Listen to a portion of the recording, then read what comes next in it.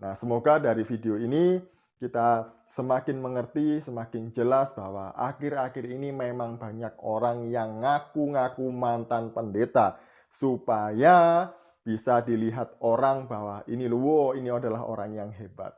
Dan pada akhirnya mendapat panggung dan mendapatkan sesuatu dari situ.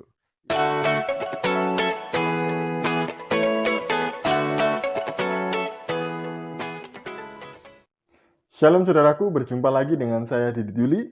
Kali ini saya mau meluruskan seorang mantan pendeta. Katanya dia ini mantan pendeta Pantai Kosta, tapi tidak tahu dari denominasi yang mana. Nah, beliau ini sebenarnya sedang bingung dengan imannya dan bingung dengan Tuhannya. Jadi itu dia tidak mengenal siapa Tuhannya. Makanya dia menjadi seorang mualaf.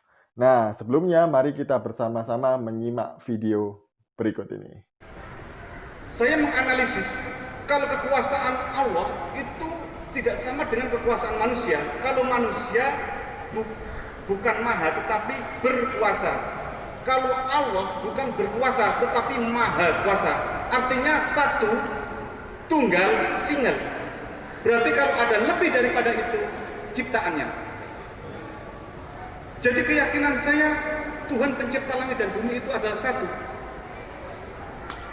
Mungkin karena ada bibit sedikit, karena bapak saya adalah muslim, itu saya Katolik.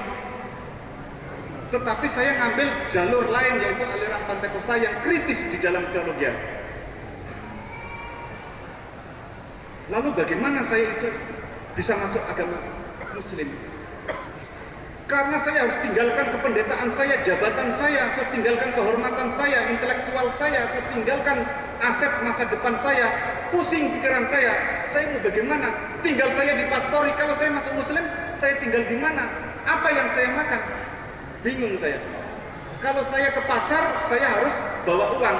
Tapi kalau ke gereja atau ke masjid, harus bawa iman. Kalau ke pasar bawa iman, dibilang orang gila. Menurut saudara kita ini teman-teman, dia ini adalah mantan pendeta dari aliran Pantai Kosta. Aliran Pantai Kosta ya, bukan gereja Pantai Kosta apa, GPDI kah, atau yang manakah begitu. Tapi dia tidak sebutkan itu. Hanya bilang mantan pendeta Pantai Kosta. Nah, menurut beliau bahwa seharusnya Tuhan itu hanya ada satu. Kalau ada yang lain, yang selebihnya itu adalah ciptaan. Jadi Tuhan itu hanya satu, tidak boleh lebih. Menurut dia ini yang dikatakan adalah imannya di dalam Kristen. Bahwa Kristen itu Tuhannya lebih daripada satu. Nah, ini adalah kesalahan Bapak ini sendiri ya. Padahal di dalam Kristen itu tidak pernah diajarkan Allahnya itu lebih dari satu. Kami orang Kristen percaya bahwa Allah itu satu. Kebanyakan orang itu kebingungan antara Tritunggal atau Triteisme. Jadi Triteisme dengan Tritunggal itu berbeda ya. Kalau Triteisme itu percaya kepada 3 Tuhan. Tapi kalau Tritunggal itu tidak berbicara tentang keberapaan Tuhan, melainkan kebagaimanaan Tuhan itu. Jadi Allah yang esa, yang menyatakan dirinya melalui 3 pribadi. Ini sulit dimengerti bagi mereka, dan hanya bisa dimengerti bagi orang-orang yang ditolong dan dipimpin oleh Roh Kudus. Nah, apa buktinya kalau orang Kristen itu Allahnya hanya satu? Di dalam Ulangan 6 ayat yang keempat dikatakan bahwa Allah itu esa. Yesus juga mengatakan di dalam Markus 12 ayat 29 bahwa Allah itu juga esa. Tidak ada yang tiga. Sekali lagi, keesaan Allah ini, Allah yang esa itu menyampaikan atau menyatakan dirinya kepada manusia melalui 3 pribadi, yaitu Allah Bapa ini, kemudian Anak atau Firman, dan Roh Kudus. Yang ketiga-tiganya adalah satu kesatuan, tidak bisa dibagi-bagi, tidak bisa dijumlahkan seperti yang biasa dijumlahkan oleh saudara kita. 1 tambah 1 tambah 1 maka 3. Tidak seperti itu ya. Bahwa Allah tidak bisa kita hitung dengan matematika kita. Selanjutnya, beliau tadi mengatakan bahwa iman hanya bisa dibawa ke gereja. Di luar itu nggak bisa, di pasar, mau di mana-mana itu nggak bisa. Nah, menurut saya ini adalah cara berpikir yang salah, cara berteologi yang salah. Dan saya yakin Bapak ini tidak membaca Alkitab dengan baik dan benar. Kalau dia belajar Alkitab dengan baik dan benar, seharusnya dia tahu bahwa iman seharusnya dilakukan atau dipraktekkan di dalam semua aspek kehidupan, di dalam segala hal. Ya, karena di dalam Yakobus 2 ayat 20 dan 26 dikatakan bahwa iman tanpa perbuatan adalah iman yang kosong. Iman tanpa perbuatan pada hakikatnya adalah mati. Jadi kalau orang tidak punya iman, dia mustahil berkenan kepada Allah. Orang yang tidak beriman, dia mustahil, dia bisa percaya bahwa Allah itu ada. Kita bisa melihatnya di dalam Ibrani 11 ayat yang ke-6. Itu komunikasi. Tapi saya pusing, stres saya. Setiap hari saya berjalan tanpa arah tujuan. Hanya di atas mobil, karena saya bingung. Saya berdoa, saya berkhotbah hanya di depan jemaat. Setelah itu saya nggak bisa lagi berdoa. Makan nggak bisa berdoa, mau tidur nggak bisa berdoa. Karena saya bingung berdoa kepada siapa.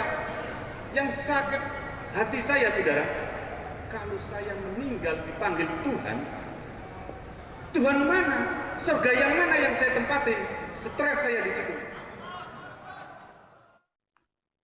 Nah, di video yang kedua ini teman-teman, beliau mengatakan bahwa berdoa dan berkhotbah hanya bisa dilakukan di depan jemaat. Setelah itu, dia tidak bisa berdoa lagi.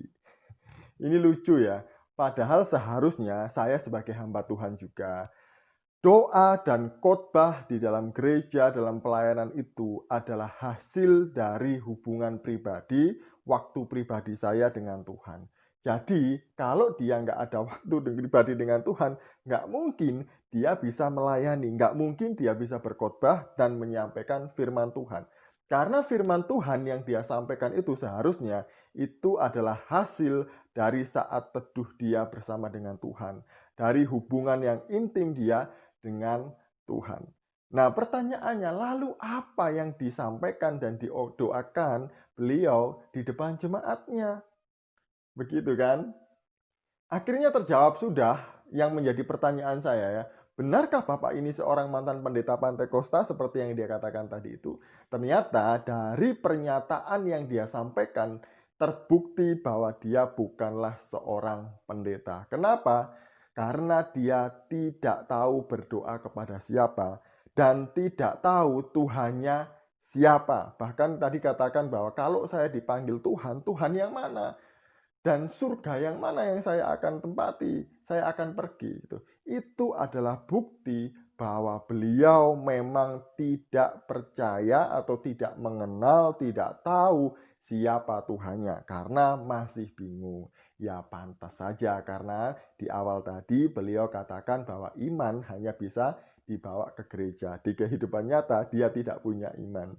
Jadi ya kalau seandainya dia seorang pendeta, pasti dia tahu dengan betul, bahkan lebih dari itu, dia mengenal siapa Tuhannya. Dia tahu siapa yang dia layani. Dia tahu kepada siapa seharusnya dia berdoa.